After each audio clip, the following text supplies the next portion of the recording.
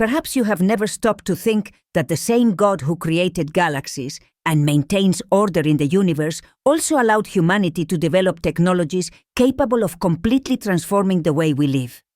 But what if technological advancement is not just a tool for progress, but a means of control? What if our identity could be reduced to a number, a code, or worse, an irrevocable mark that determines our fate? This question may sound like science fiction, but there is something far deeper and more real behind it. Throughout history, empires have risen and fallen based on the control of information and economy. However, never before have we had the ability to monitor, track, and categorize every individual with the precision we have today. The Bible warns us in Revelation chapter 13, 16-18, about a time when no one will be able to buy or sell without a mark imposed on all, rich and poor, great and small. But do we fully understand what this means? Tire. The essence of control, the mark as a sign of allegiance. Many imagine the mark of the beast as a simple visible symbol on the skin, a barcode, a microchip, or biometric technology. But what if it is something more? Something that transcends the physical and strikes at the heart of human choices. Since ancient times, signs and marks have been used to demonstrate ownership, allegiance, or submission.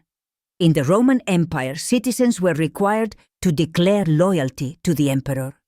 Those who refused suffered severe persecution. Now, imagine a future where declaring loyalty to a global system is not just a choice, but a necessity. What would happen if your ability to work, travel, or even feed your family depended on your compliance with that system? Does it sound far-fetched? Look around. We already live in a world where dependence on technology grows daily. Digital identity, electronic payments, and social credit systems are merely harbingers of something greater. Between autonomy and servitude, technology as a tool of power. Technology has been a blessing, enabling incredible advances in medicine, communication, and access to information. However, at the same time, it becomes a double-edged sword when used for surveillance and control.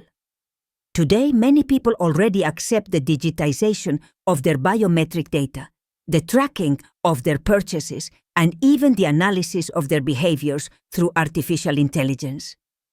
Privacy is becoming an illusion. What happens when the boundaries between security and oppression disappear? Many are already selling their identities without realizing it. Apps collect personal information, systems monitor every financial transaction, and major corporations profit from the data of millions. What will happen when accepting this surveillance is no longer optional? If history teaches us anything, it is that freedom is never taken away all at once. It is eroded little by little until we wake up and realize that we no longer have a choice. The price of identity. Trading the soul for convenience? What differentiates us as human beings is our individuality and free will. Yet many are already willing to trade that freedom for promises of security, convenience, and material benefits. Today, people are literally selling their biometric data for money. Their eyes, their fingerprints, their identity, everything becomes a negotiable product. But what is the real cost of this? In Luke chapter 12, 13, Jesus warns us, "Watch out! Be on your guard against all kinds of greed. Life does not consist in an abundance of possessions." Yet many continue to trade parts of themselves without considering the consequences. What will happen when what is voluntary today becomes mandatory tomorrow? The illusion of free will. The danger of surrendering to deception. There is a spiritual principle that is rarely discussed. When someone repeatedly rejects the truth, there comes a point when that person not only drifts away from God, but becomes incapable of recognizing error. Just as King Ahab was seduced by a spirit of deception, many people today are being slowly led to accept a system that may one day enslave them completely. the mark of the beast will not be just an external sign. It will be a reflection of what each person has chosen to believe. The Bible warns that those who accept the mark will suffer the spiritual consequences of that choice. Revelation 14, 9-11. This leads us to a fundamental question. Are we being conditioned, little by little, to accept this reality without questioning it? 7 warnings for those who are paying attention. If the mark of the beast represents a global system of control, then the signs of its arrival are already around us. Here are 7 warnings that show how close we are to this prophetic scenario. Chapter 1. The rise of a single way of thinking. Divergent ideas are increasingly censored. Truth is being replaced by narratives convenient to the system. 2. Total digitalization of the economy. Physical money is disappearing. Digital payments and state-controlled cryptocurrencies create a system where every transaction can be tracked. 3. The worship of technology and artificial intelligence. Society is placing its faith in technological advancement, forgetting dependence on God. 4. The increasing global surveillance. Cameras, drones, facial recognition, and digital monitoring systems are creating a world where privacy does not exist. 5. The normalization of state control over individual freedom. Restrictive measures are accepted without question, preparing people for future blind obedience. 6.